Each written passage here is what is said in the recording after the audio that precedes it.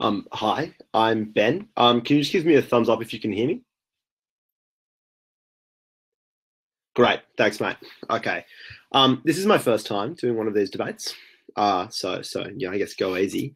The first thing to say about whether or not America is the greatest nation on earth, is that you need to prove that it is, unless some other country is.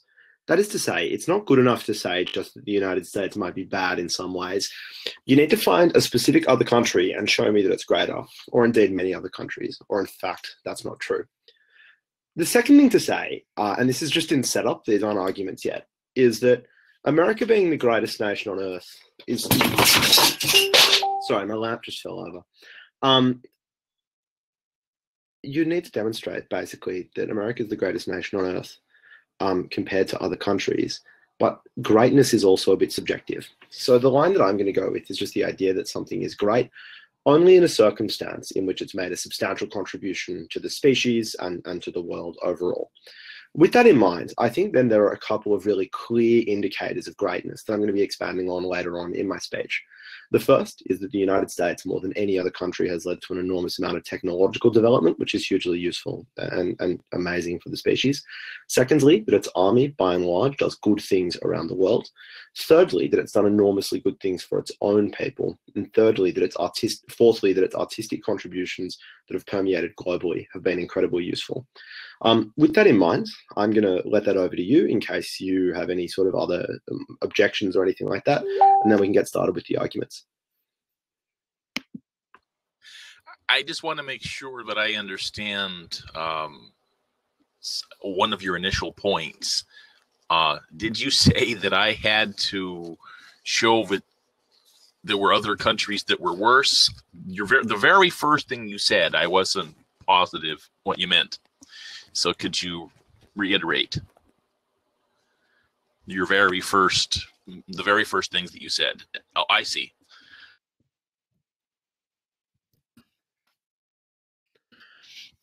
So what I'm saying, you need to demonstrate that some other country is greater, or else the United States can't be the greatest country. It must definitionally be the greatest country on earth, unless you've got a country that's greater.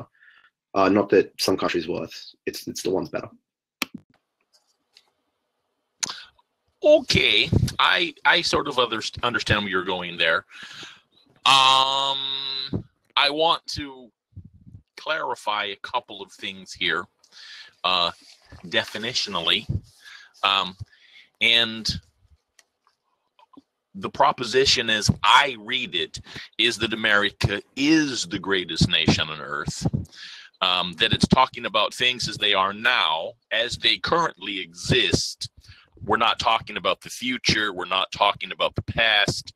We're talking about the present only. So I really don't care or consider it remotely relevant that America has done great things in the past.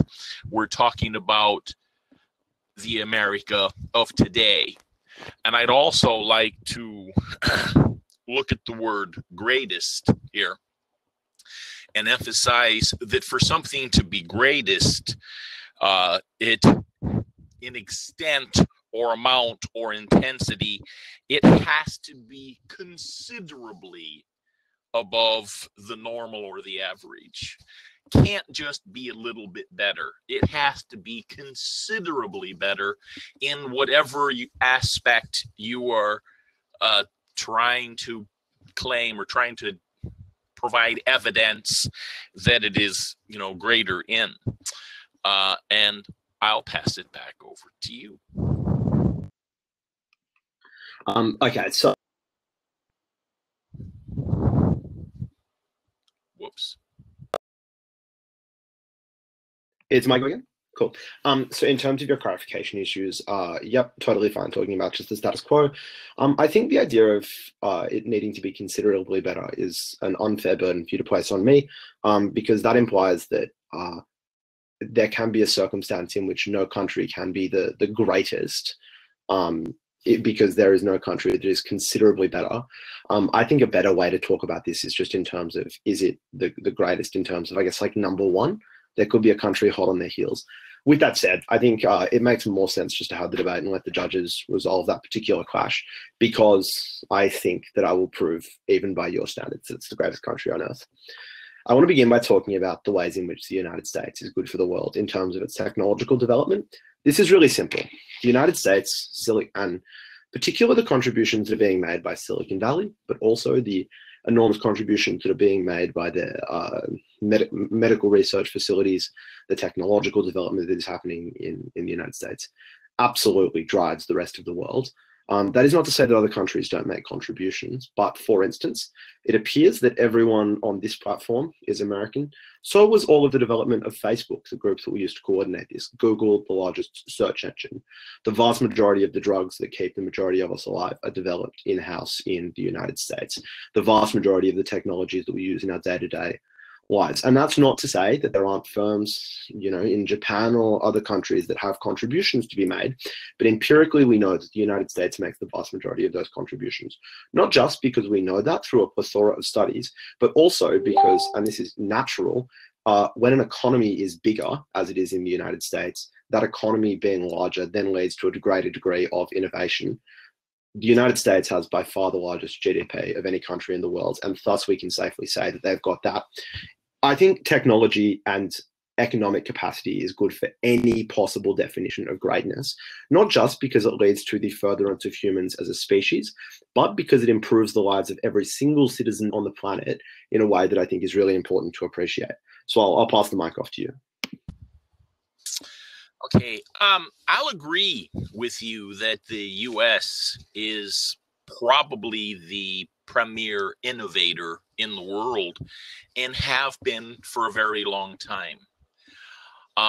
However, there are other criteria, but before I go into any of those other criteria, I'd like to read to you a little bit of Dr. Michio Kaku, who's a physicist in the United States. Just briefly. First, he says the United States has the worst educational system known to science. America, however, has a secret weapon. That secret weapon is the H-1B. Without the H-1B, the scientific establishment of this country would collapse. Forget about Google, forget about Silicon Valley. There would be no Silicon Valley without the H-1B. And you know what the H-1B is? It's the genius visa. You realize that in the United States, 50% of all PhD candidates are foreign born. In my university, one of the biggest in the United States, 100% of the PhD candidates are foreign born. The US is a magnet sucking up all the brains of the world. So, yeah, innovator, but not innovating for any reason that it has enormous wealth that attracts, as he said, sucking brains from all over the world. And I'll pass it back to you. I mean, that is obviously true. The United States attracts a large number of people that are very gifted from overseas. But I think that that's just a testament to the fact that they're the greatest country on earth. Because if all of the smartest people in the world, all of the most gifted and capable people think, what is the country in which I can do the greatest thing? Then that's the United States. They've all decided that it's the best country, and then they go there. But more than that, I don't think it's fair, and I think it's actually quite a wrong thing to say that greatness of a country is not determined by the contributions that immigrants make. Immigrants are compositionally like the most important part of America. All Americans except for Native Americans are immigrants. And just because those immigrants might be recent immigrants or immigrants who haven't yet gotten citizenship, although, and again, important to note, the vast majority of people on those visas eventually do get citizenship. I think it's totally fair to say that that is inside of the contributions that America has. That's part of the reason that America is so great, because everyone who is an intelligent person, everyone who is a person who has a big contribution to make wants to go there. I think just because their education system isn't as good as any other country doesn't mean they haven't been able to find a fantastic way to be one of the greatest countries in the world. Fair enough. That's a good point. I am a school teacher, have been for a long time. I have, I'm sort of a first-hand witness to really how shitty the American educational system is. We have great universities, but most of the education before that is sort of crap. You can respond to that later. I would just like to go into some of the other metrics of greatness. You know, by what metric, by what criterion. You know, silly things. Which country has the greatest population? You know, Russia, Canada, China beat us there. But I'm not even going to worry about the silly things. I'm not going to worry about whether we're the richest per GDP, because we're not. But let's look at other little silly things, or, you know, some might think silly things like happiness. America actually ranks as the most depressed nation on earth. It has more depressed people as a percentage than Ukraine, Colombia, and Lebanon. In 2017, Norway is the happiest nation on earth, with Denmark, Iceland, and Switzerland, you know, before it. The USA is the 19th. So, you know, the US is absolutely brilliant on PR. We are the, you know, sort of the global media magnet. We invented the internet. We still largely control the internet. And until very recently, and I'm talking about the last 10, 15 years, 90% of all motion pictures and music and television that anybody cared to watch worldwide came from us. So we are fabulous at PR, but I don't think that it really says anything else. I have a whole table virtually of ways in which the U.S. isn't the greatest, but I'm going to pass the mic for you to respond. I look forward to that table, and I also look forward maybe after this debate to talking about what it's like to be a school teacher, because that's what I want to do as well. To start with your point about happiness, the first thing that I'd say is that I think that these studies are likely pretty dubious. For instance, I think that Ukrainians probably aren't reporting their depression at the same rates as Americans, because they don't have time to go to psychologists, because they're worried about, for instance, the incoming war they're having with Russia. But the second thing that I'd say is that I don't think that happiness is necessarily a particularly good determiner of whether or not someone is actually great. For instance, many great works of art are not happy. I would contend that many of the great classical works of music, for instance, are deeply sad pieces. But the fact in which they're great is indeterminate of that. I think, but importantly, also, I think even if you think about happiness, you need to think about the contributions the United States makes to the rest of the world in accomplishing their happiness. Maybe the reason that Norway is happier is because they've been able to piggyback on the technological and cultural developments of the United States, the fact that they don't need to have a military because they know that the United States is going to cover for them and things like that. So, to summarize that, I don't think happiness is a fair determination of what the word greatest means. I think if it did, we're looking at pretty skewed surveys there, and it's not particularly objective. But I also think if it is, then you need to consider all the things the United States does in the perspective of that. And that's the next thing that I want to talk about in terms of greatness. One of the ways historically greatness has been defined is the idea of military might, the idea that countries are great because they are able to dominate other countries in the military sphere.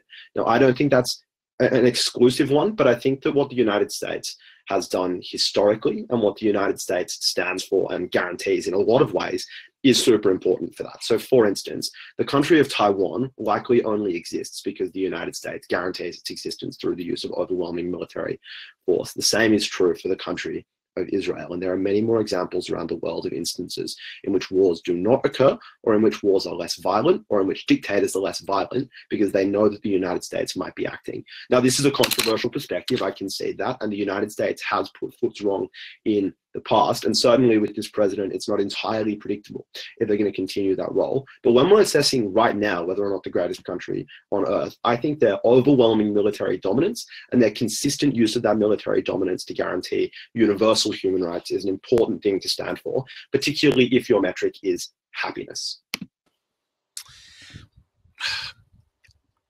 I understand where you're coming from, but you are sort of equating the owner of the biggest stick as the greatest.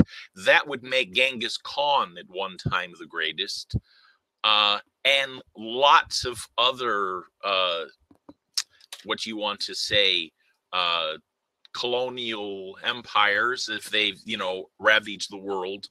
And that's fair enough if that's legitimately what you consider to be a valid criterion. I don't. And okay, undeniably, the U.S. has preserved the sovereignty of numerous nations across the world, except for when we were taking it away, or except for when we didn't, except for when we left Iraq when we shouldn't have. I know, I was there. Yes, I spent a year in the desert in the Middle East. Personal experience. Spent 10 years in the Air Force, and I was pleased to have done so. I don't think that the Iron Wall, as it used to be called, would have come down without the dominance of the United States. But the United States has also collapsed nations, Iran not being the least of them. In addition to collapsing nations, our own self-interest has been the only reason.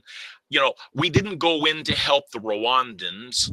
There's many times in U.S. history where if we were doing it for any noble reasons that we would have acted, but instead we sat with our thumbs in our ass. Because, it behooved us to do so because we might lose money. I'm going to move on. Well, I say I only have 37 seconds left, so I'm going to pass the mic to you. Okay, a little bit to talk about there. So as to whether or not someone like Genghis Khan or maybe the Roman Empire were great. So I think that would be a reasonable definition that a lot of people would think that word would mean. And given that you agree that a lot of people think that that might be a valid criteria, this is probably the first point that we can look at in this debate and say at least some reasonable people would believe that by this metric, definitely the United States is the greatest nation on earth by a considerable margin, which means that presumably you need to win a lot of other ways in order to outweigh that. Then the next thing that you say is that we're only doing it out of self-interest. That is true of literally all countries. All countries act with an interest to self-interest. I think the United States does more in terms of interventions for other countries for humanitarian reasons. For instance, our intervention inside of Syria is almost an attempt to maintain some sort of semblance against human rights violations is almost exclusively based in altruism. But I think it's an unfair basis to be like, they do it on the back of self-interest, because everyone does that. But also because even if not everyone did that, the outcomes are probably the more important thing for assessing greatness. The next thing that you say is that the United States has collapsed some countries. Look, Iraq, good example. It is really only one. Even Afghanistan is still standing, and I would say under a better condition than it was under the Taliban. And it's important to understand that the evil empire, as you describe it, the Iron Wall came down basically because of the United States, and many, many other countries are like that. It's also important to understand that without the United States and without the greatness they guarantee, I think many more countries would have collapsed. So for instance, there's a very good chance that without the military might of the United States, Iran would have gotten a nuclear weapon, which would have been devastating in terms of destabilization, damage, and other things done like that, and would continue to attempt to do so. Basically, But I think it's important then to say here, though, is that even if you think that the United States is kind of bad, you need to show me some country that comes even close in their attempts to maintain a world order that has, by and large, done a lot of good in terms of maintaining growth for people, quality of life for people, and guarantees of rights. And I don't think you've shown that any other countries are worse at that. Sorry, they're doing better at that, or even close to better than that. And that's why I think it's the point that clearly falls to me, even if there are some problems with it. I don't necessarily agree that I would have to show some of the things that you expect that I do, or that you expect that I should. I'm not trying to say that qualitatively or quantitatively that there are other countries that are better than the United States. That's a value judgment. I'm just trying to establish that to call it greater than the United States, or excuse me, than any other country in the world, the United States greater than any other country in the world, is demonstrably not true on a lot of criterion. We've been waging a drug war for years and years and years now. We have a drug problem that it was almost self-induced because of our own asininity. We didn't learn from prohibition. So we spent 40 years and $1 trillion, and in the process made ourselves the largest jailer, literally surpassing Russia and China on the entire planet, and not by an insignificant margin. And if you can be the greatest country and wage war on drugs that is actually a war largely on poverty and on being black, which is what it is. Look at the differences in our laws between possession of crack or possession of cocaine. If you are poor and uneducated and black, then, crack is your drug of choice. It's what you can afford. But if you have 1 ounce of crack in your possession, you are sentenced in exactly the same way that the more affluent, educated, and white person is sentenced who has 18 grams. That wasn't an accident. That was something, fairly obviously done deliberately. Read up a little bit on the Iran-Contra affair and Ollie North, and it's there is some dispute, but not much, that Ronald Reagan and Oliver North, etc. I mean, look, show me a country that hasn't criminalized drugs that you would consider is greater than the United States, or even close to as great as the United States. There are like 4 countries that don't have criminal prohibitions against the use or sale or possession of drugs. It's true. The United States has harsher enforcement of those laws and has sometimes executed those laws in a bad fashion. More importantly, though, almost every country around the world that you would even come close to considering great has similar problems. For instance, China locks up every member of a minority faith called Falun Gong and harvests all of their organs for the use of wealthy people who need organ donations. Like, I just think because there are criminal justice problems in the United States, that is an incredibly marginal and small and bad way to be determining how we think about the greatness of a country. Another thing that I want to look at that I think is of relatively more importance is the undisputed media domination of the United States. You hinted at this earlier. You said that they're good at PR. That's not quite true. They're not just good at PR. The United States sets the tone for the rest of the world, gives the rest of the world much of their news, freely facilitates much of the news in countries that are less liberal or something or anything like that.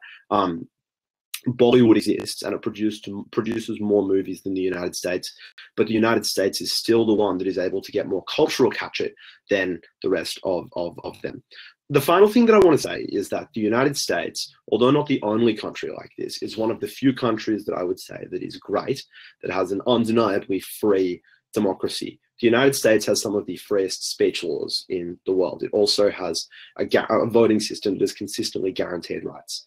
For any other nation you would consider great, a nation like China or Russia, of which you're still yet to even name one, they do not have that important right. The important right of the self-renewal of government that has led the rest of the world in the ability to understand the expansion of the democratic franchise. And I think that that is another incredibly important criteria.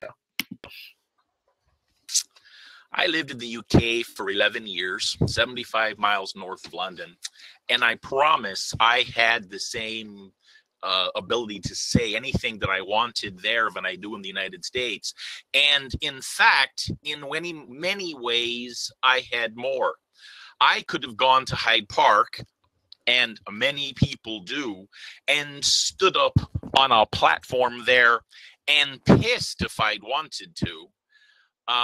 You can say absolutely fucking anything in the UK and not have jack shit happen to you. Watch some of the critical news broadcasts in the UK. Listen to an English politician lay into another politician in the House of Commons, and there is no comparison. You know, frankly, we even come across as imbeciles by comparison. Switzerland, Denmark, the Netherlands, etc. When I lived in the UK, we had a Euro MP coming back, and he was arrested as he was coming back from Denmark with gay porn in his suitcase. And you know what the reaction of the press was? Who gives a shit? That was his private life. It barely made the back of the newspaper. In the United States, try to be a politician coming back with gay porn in your briefcase and see how much freedom you have. Nobody gives a shit in the UK or in most of Europe for that matter, whether you're an atheist or agnostic.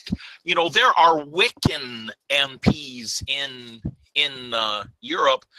When I lived in the UK, I literally had neighbors who were from Bangladesh, Pakistan, and India, literally adjacent to me in my apartment, and nobody gave a fuck. You know, I could say, "Hey, dear, I have a Bangladeshi is my next door neighbor," and the response would be, "Oh, that's interesting. Would you pass me the peas?" It didn't make any difference. There's no comparison. There's no remote. We don't have remotely the same levels of intellectual freedoms in the United States that we have in most of Europe, and I know that because I've lived there. Anyway, that's me. Well, look, I just think it says it all, that really the greatest right that you wanted to stand up for in saying that America is not the greatest country is that in other countries you can piss in public. Like, yes, it's true that in other countries they are less culturally conservative. I don't think that is cause to a justification for why a country is not a great nation, particularly when you compare it against any of the many other metrics that I brought you. Just to bring an additional response to that, there are obviously many environments in which you do have access to that. For instance, liberal college campuses or blue states in the United States. I think there's an ideological richness and diversity in the United States that is very rare, and another reason you could consider them great. Just if we're to believe that your exclusive thing about speech is the reason for it, I think the United States has got it backing that. But let's just remember the things that we told you about in this debate that have really not gone addressed. The only criterion that he wanted to stand for positively was the idea that happiness was the goal. And I showed you that happiness isn't it, but if happiness was, it's a contribution to the United States, the happiness of people all around the world. I then showed you that they've been incredibly good for the development of technology, including incorporating the contributions of immigrants in a way that guarantees their greatness going into the future. I showed you that they've done things like had an unbelievable amount of military and cultural dominance in a way that has been incredibly important in terms of guaranteeing the rights of people around the world. And this was only disagreed with in the glibest possible terms with a single example of a country, Iraq. I gave you 3 countries that already were having their rights guaranteed by the United States, and we know there's way more where that come from. And I showed you that the United States also is guaranteeing the democratic rights of its citizens in a way that was important. Yes, it's true they have a problem with the drug war. That's an incredibly minor consideration when you compare it to virtually anything else. That's why I'm so proud.